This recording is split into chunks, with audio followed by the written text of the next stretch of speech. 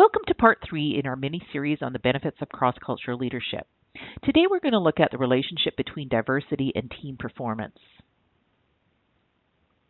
Hi, this is Debbie Narver. I'm an instructor with NMC Strategic Manager, and I specialize in strategic management and cross-cultural leadership. We often hear that diversity in a team is important as it brings different perspectives. But we also know from our last video that there's some challenges with diversity. So how do we balance this? Well, let's look at how does diversity impact team performance. We have different perspectives and knowledge. People come with different practices, different expectations. So I wondered at some point, does there become too many differences for a team to become effective? So I had the opportunity to do research with some international MBA students.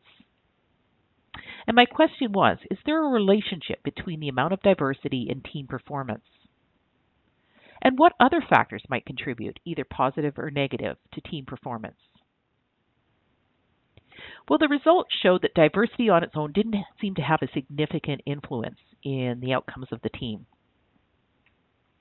But it was more positively influenced by other factors, such as leadership, clear expectations, and effective structuring of the teams.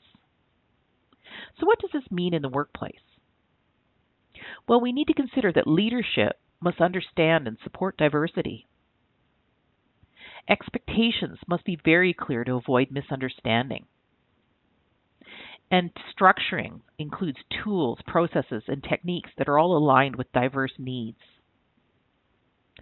So cross-cultural leadership is really a different approach to leadership that recognizes differences and helps to bring diverse people to a common understanding.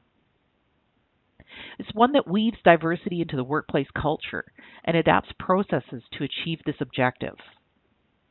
And it needs to happen at all levels in the organizations: executive, managers, team leaders.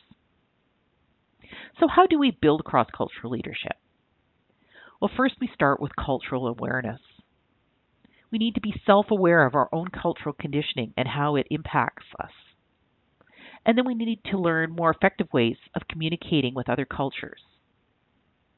We need to adapt our workplace processes to make sure we're setting very clear expectations and that we remove barriers.